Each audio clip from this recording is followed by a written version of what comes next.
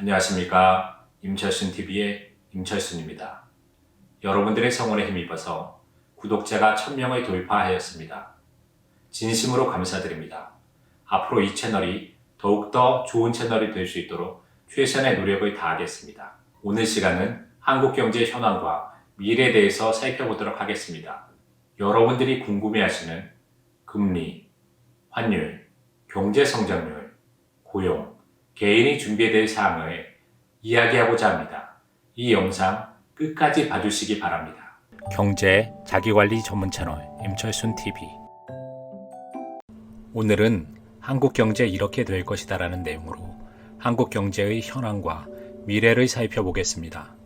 현재 장기적인 경제 침체와 더불어 코로나19라는 바이러스의 영향력이 굉장히 커서 한국 경제에 미칠 영향력은 매우 큽니다. 먼저 여러분이 관심이 있는 환율에 대해서 알아보도록 하겠습니다. 환율 곡선을 보면 10년 동안 지금이 가장 높은 그래프에 놓여 있습니다. 이마저도 환율 방어를 위하여 노력한 흔적이 보이기 때문에 향후에도 계속해서 방어 가능할지는 의문입니다. 한국 경제가 수출에만 지나치게 의존하고 있고 내수가 불확실하고 반도체에만 의존하고 있기 때문에 경제 구조가 취약하다고 볼 수 있습니다. 문제는 환율 방어에 구멍이 뚫리면 외환 보유고를 소비할 뿐 아니라 1,300원대 이상으로 구멍이 뚫리면 여러 가지 경제 상황에도 악영향을 보일 수 있기 때문에 굉장히 불안한 상황이 지속된다고 볼 수 있습니다. 금 시세의 경우에도 최근에 계속해서 올라가고 있습니다. 최근 몇 년간 지금이 최고조에 있음을 볼 수 있습니다. 금은 전통적으로 경제에 있어서 매우 중요한 역할을 했습니다. 많은 전쟁이 금 때문에 일어났고 황금이 세계를 지배해 왔다고 해도 과언이 아닐 정도로 세계 역사에 큰 영향을 미쳤습니다. 금은 투자 수단이라기보다는 인플레이션이 왔을 때 방어 수단으로 쓰였다는 것을 볼 수 있습니다. 다른 자산은 계속해서 올라가는 데 반해서 금 시세는 일정 기간 동안 완만하게 성장했습니다. 그러다가 경제 위기 상황이 오면 급등해서 경제에 막강한 역할을 하였습니다. 아시다시피 지금의 화폐는 정부가 보증한다는 것 외에는 아무런 가치가 없습니다. 경제학자들이 분석한 바로는 대부분의 종이돈은 가치가 제로로 수렴하고 있다고 하였습니다. 과거 화폐는 금과 연동이 된 금본위제였지만 경제의 팽창을 감당하지 못한 세계는 금본위제를 없애버렸습니다. 만약에 세계 경제가 대혼란이 벌어져서 화폐 체제가 일시적이라도 금과 연동되는 시대가 온다면 금값은 상상을 초월할 것입니다. 중국은 금을 모으는데 혈안을 벌이고 있어서 많은 금 보유를 하였습니다. 이에 반면에 한국의 금 보유고는 매우 작습니다. 한국도 경제 위험에 대비해서 금의 보유량을 높여야 합니다. 개인들도 적절한 시기에 맞춰서 금을 실물로 가지고 있는 것이 필요합니다. 은행에서 2억 정도로 입금하면 지점에 따라서 금고를 대여할 수 있는 곳이 있습니다. 금은 사고 팔 때 세금을 내야 하는 문제와 더불어 관리가 관건입니다. 이를 위해서 금고 등을 생각해서 급격한 경제 하락을 대비하는 것이 현명한 것입니다. 금 투자의 경우에는 시세가 상당 기간 고정된다는 점과 지금 금 시세가 가장 높다는 점을 고려해서 적절한 시기에 인플레이션 방어용으로 구입해야 합니다. 다음은 경제 성장률입니다. 세계적인 기관들이 올해 한국 성장률을 대부분 없을 것이라고 전망하고 있습니다. 노무라 증권의 경우는 마이너스 6.5%까지 떨어질 것이라는 전망을 내놓았습니다. 미국은 코로나로 인하여 수백만 명이 직장을 잃고 한국도 고용 상황이 IMF 이후에 최악으로 떨어졌다고 합니다. 미국은 대형마트를 계속해서 없애고 있고 중국도 최근 몇십 년간 최악의 상황인 마이너스 6.5%까지 성장률이 떨어졌습니다. 한국은 중국과 미국의 무역 의존도가 매우 높습니다. 해외의 큰 시장들의 수요가 줄어들면 수출이 둔화되고 수입품의 가격이 올라가고 국내의 생필품의 가격이 올라가서 악영향을 미치고 있습니다. 한마디로 관광, 여행, 숙박업 같은 바이러스의 직격탄을 받는 종목뿐 아니라 대부분의 기업들이 고전할 가능성이 높습니다. 주가는 심리적인 영향 때문에 1,400원대에서 계속해서 올라갔지만 언제라도 이러한 구조가 흔들리면 급락할 가능성은 남아 있습니다. 장기적으로 기업들의 실적이 좋지 않을 것으로 보이기 때문에 주식 투자는 신중하게 접근해야 합니다. 반도체를 제외하고는 한국 경제가 올해 최악으로 떨어질 가능성이 크고, 이렇게 되면 일본식 장기 불황의 늪에 빠질 가능성이 높습니다. 바이러스나 해외 경제 환경, 신흥국의 붕괴와 더불어서 IMF 같은 상황이 다시 한국에 재현될 가능성도 있습니다. 많은 경제학자들은 한국이 일본식 장기 불황의 길을 걷게 될 거라고 이야기하고 있지만, 일부의 사람들은 급격하게 하락할 가능성도 있다고 경고하고 있습니다.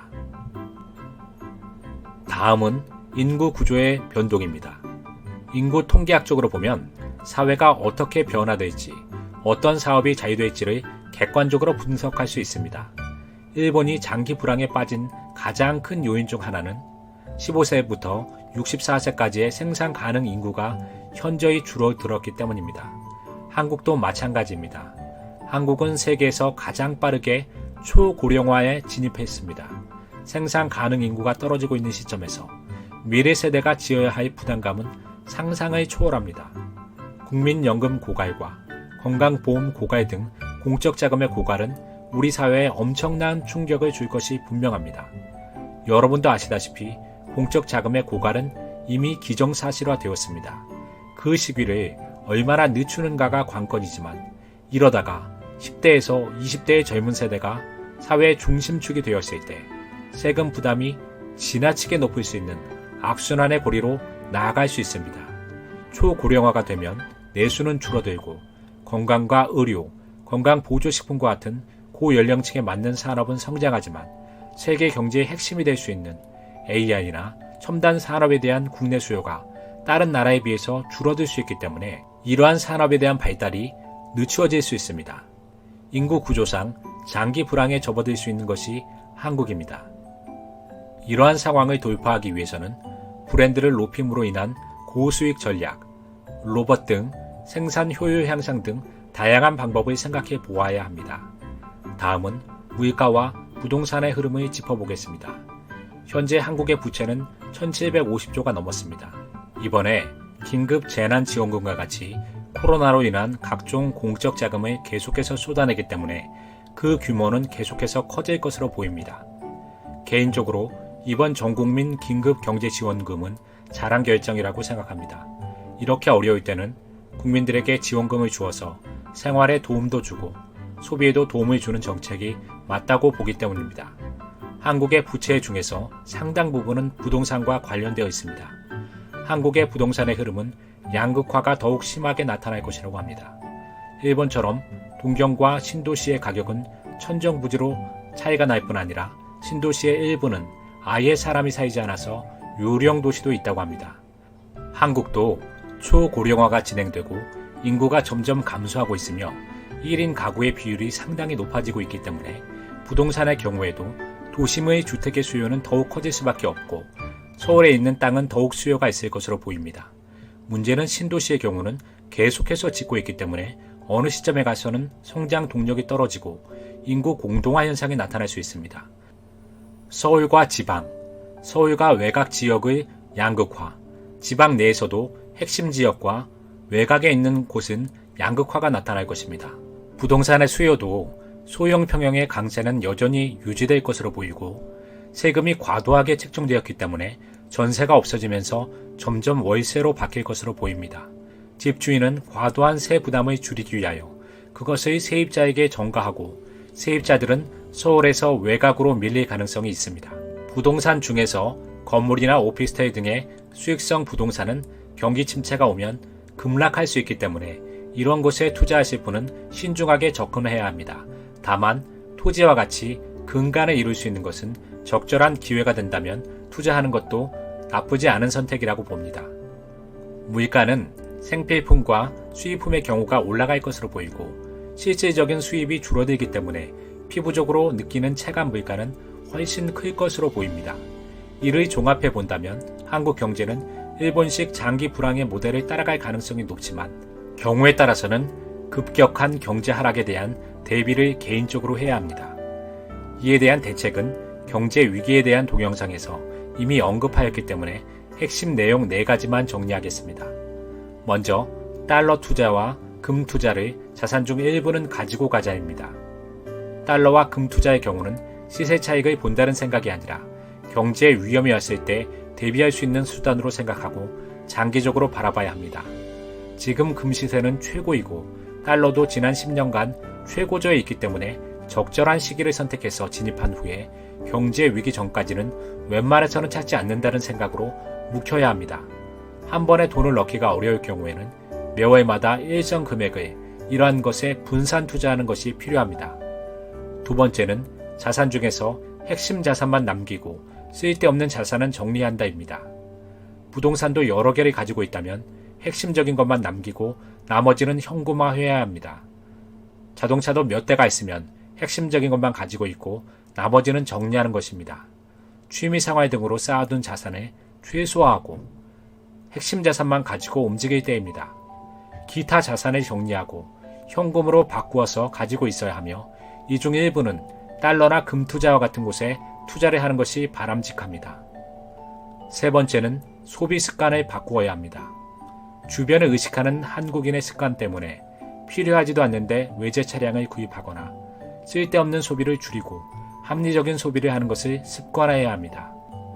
필요하지도 않은 것을 충동 구매나 세일, 1+1에 현혹되어 구입하는 것이 아니라 필요한 것을 정리해서 그것을 적절한 범위 내에서 구입하는 것이 필요합니다. 미니멀 라이프라는 것이 유행하고 있습니다. 최소한의 물건만 가지고 살면 만족도도 높아지고 시간 활용이 좋아진다는 것이 공통된 의견이었습니다. 네 번째는 직업 관리는 굉장히 중요합니다. 현재의 직장을 소중히 해야만 미래의 직장도 열릴 수 있습니다. 현재의 직장을 통하여 미래의 커리어를 관리하는 것이 필요하기 때문에 어려울수록 회사에 몰입해서 회사에서 꼭 필요한 사람이 되어야 구조조정의 소요용 도리에서도 살아남고 향후 전문직 등으로 전환도 가능할 것으로 보입니다.